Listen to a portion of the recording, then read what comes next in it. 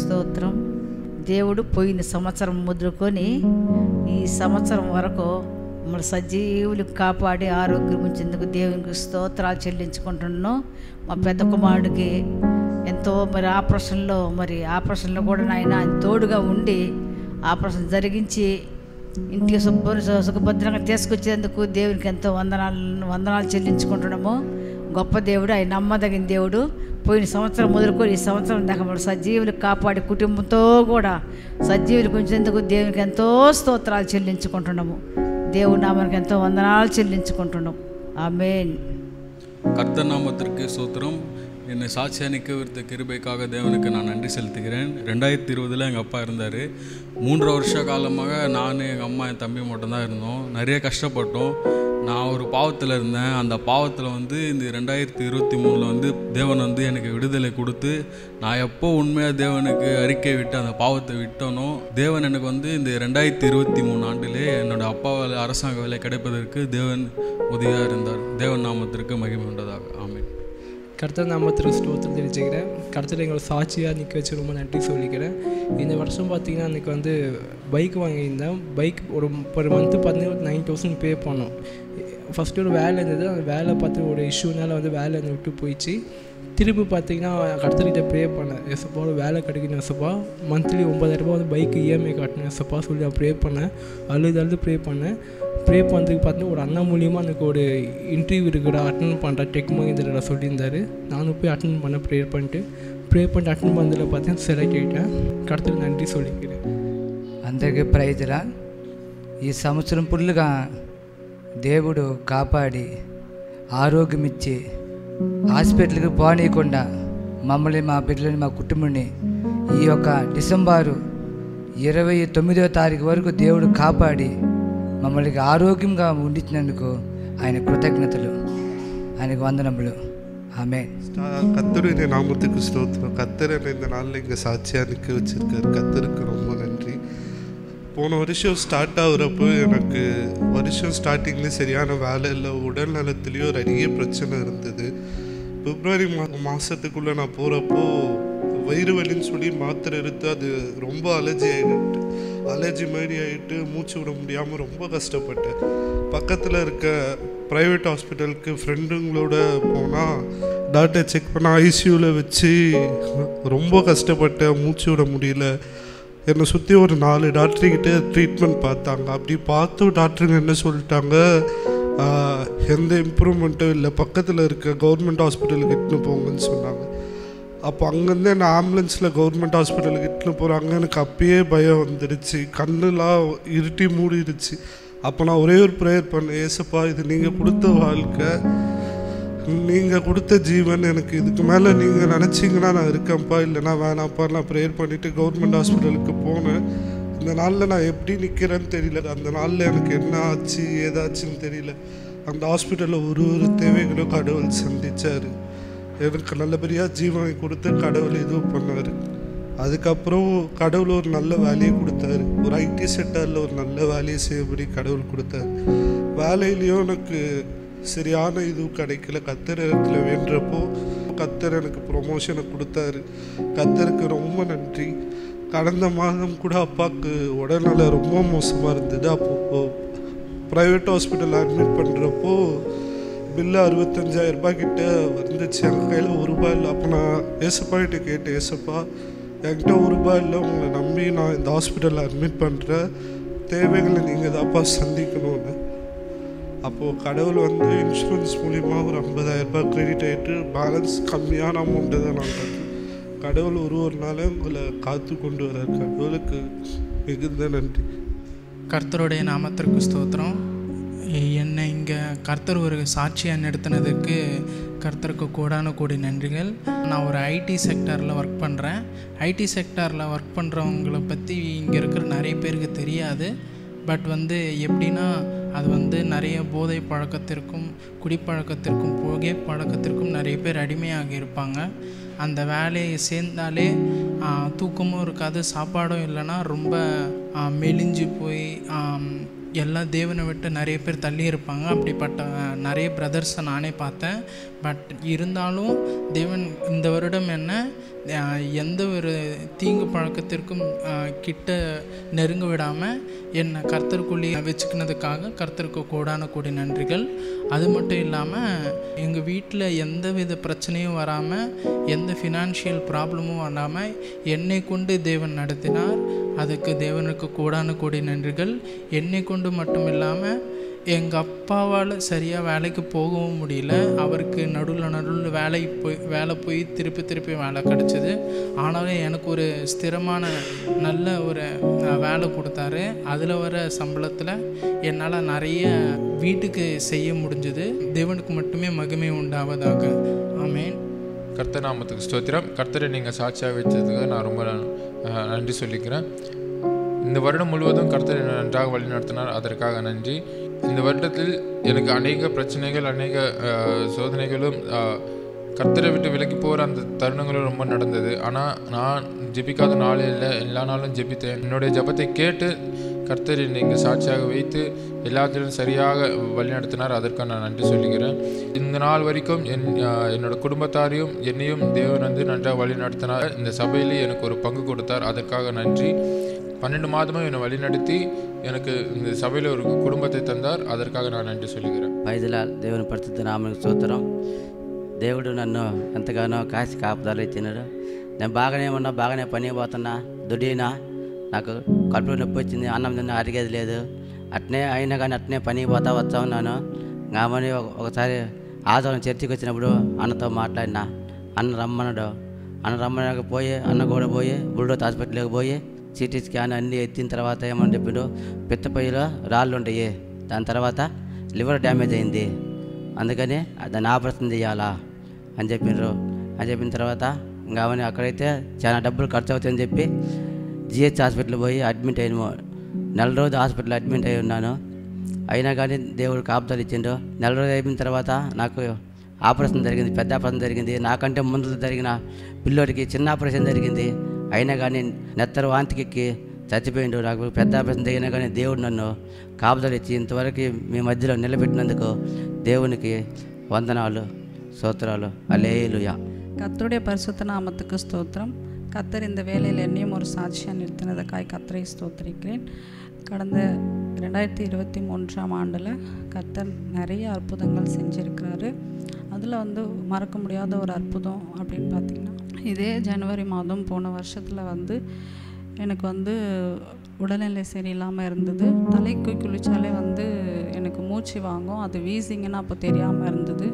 அதுக்கப்புறம் நியூ இயருக்கும் அன்றைக்கி அந்த மாதிரி ஆனதுனால ஆராதனைக்கு லேட்டாக தான் வந்தோம். அதுக்கப்புறம் அந்த 1ஆம் தேதி ஆனது மறுபடியும் நம்ம பிரசாந்த் அண்ணா அவங்களுடைய திருமணத்தில் 10ஆம் தேதி அப்போ மறுபடியும் அதே போல் மூச்சு வாங்கிச்சு.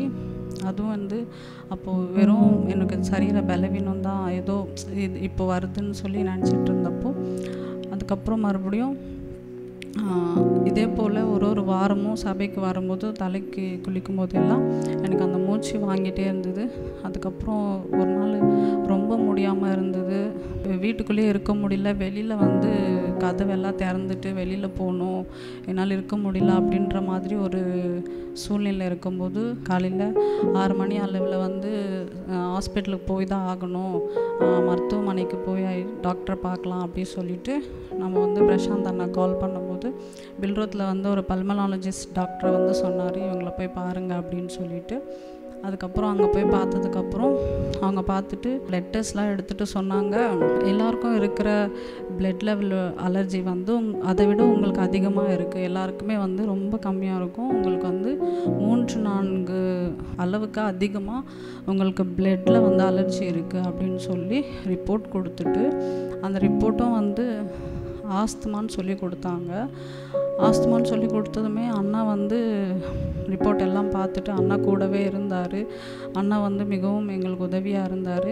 கூட இருந்துட்டு என்ன ஆஸ்துமான்னு கொடுத்துருக்காங்க, அப்படிலாம் இருக்காது, நான் விசுவாசத்தோடு சொல்கிறேன், உனக்கு அந்த ஒரு வியாதி இருக்காதுமா, கண்டிப்பாக இதில் ஏதோ தப்பு இருக்குது, நம்ம இன்னொரு தடவை இன்னொரு டாக்டரை பார்க்கலாம் அப்படின்னு சொல்லி சொன்னதுமே அந்த ஆஸ்துமான்ற ரிப்போர்ட் பார்த்ததுலேருந்து எனக்கு ஒரே அழுகை. என்ன ஆண்டவரே, எனக்கு எப்படி இது வந்தது, ஏன் இப்போது இந்த வயசில் எனக்கு எதுக்கு ஆஸ்துமா, எதனால் வந்திருக்கோம், அப்போ என்னுடைய வாழ்க்கை அவ்வளோதானா, கடைசி வரைக்கும் நான் இப்படியே தான் மூச்சு வாங்கிட்டே இந்த வீசிங்கோட ஆஸ்துமாவோட இருக்கணுமா அப்படின்னு சொல்லிட்டு நிறைய கேள்விங்களோடு நான் அழுதுகிட்டே இருக்கேன்.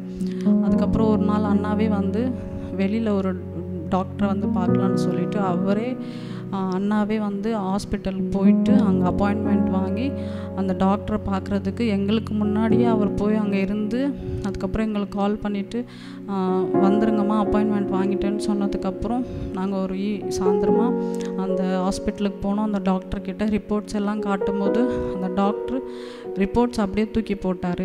யார் உங்களுக்கு ஆஸ்துமான்னு சொன்னது, ஒன்றுமே இல்லை, பார்த்தாலே தெரியுது ஒன்றுமே இல்லை, இதெல்லாம் வந்து பெரிய பிரச்சனையே கிடையாது, ஆஸ்துமாவும் இல்லை, ஒன்றும் இல்லை, ஒரு வாரம் வந்து மாத்திரை மருந்து தரேன், அது மட்டும் போட்டுக்கோங்க சரியாயிடும், ஒன்றும் இல்லை, பிளட்டில் வந்து கொஞ்சம் அலர்ஜி இருக்கும், அது இந்த மாத்திரை போட்டால் சரியாயிடும்னு சொல்லிட்டு அவங்க சொன்னாங்க. அந்த டாக்டரை பார்க்கும்போது கூட நான் அழுதுகிட்டே இருக்கேன். கூட வந்து என்னுடைய அப்பாவும் அண்ணாவும் இருந்தானா அவங்களுக்கும் தெரியாது நான் அழுதது. எனக்கு நானே கேள்வி கேட்டுக்கிட்டே இப்படி ஆகிடுச்சு ஆஸ்துமான்னு சொல்லிட்டாங்களே அப்படின்னு சொல்லிட்டு அழுதுட்டு இருந்ததுக்கப்புறம் அந்த டாக்டர் கொடுத்த அந்த ஒரு வாரமாக மாத்திரையை போட்டுக்கிட்டேன். நாங்கள் ஃபஸ்ட்டு பெரிய ஹாஸ்பிட்டல் போய் பார்த்தப்போ அவங்க நிறைய மாத்திரை கொடுத்து இந்த பிளட்டில் அலர்ஜி வந்து குறையிறதுக்கு ரொம்ப வருஷம் ஆகும், நீங்கள் தொடர்ந்து இந்த மாத்திரை போட்டுக்கிட்டே தான் இருக்கணும், அந்த ஸ்ப்ரே மாதிரி கொடுத்தாங்க, பஃப் கொடுத்து அதுவும் யூஸ் பண்ணணும்னு சொன்னாங்க. நீங்கள் எங்கே வெளியில் போனாலும் உங்களுக்கு இந்த மாதிரி வீசிங் வரும்போது பண்ணணும், இந்த மாதிரி ஸ்ப்ரே பஃப் வந்து யூஸ் பண்ணணும் அப்படின்னு சொன்னாங்க. அதுக்கப்புறம் ரெண்டாவதாக பார்த்த டாக்டர் கொடுத்த ஒரு வாரத்துக்கு கொடுத்த அந்த மாத்திரை மருந்தை மட்டும் நாங்கள் போட்டுக்கிட்டதுக்கப்புறம் ஒரு வாரத்துலேயே சரியாயிடுச்சு. அதுக்கப்புறம் நான் ஒவ்வொரு வாரமும் இப்போது சபைக்கு வரும்போது தலைக்கு குளிச்சுட்டு வரும்போது எனக்கு அந்த வீசிங் இல்லை. கர்த்தருடைய நாமத்துக்கு ஸ்தோத்திரம்.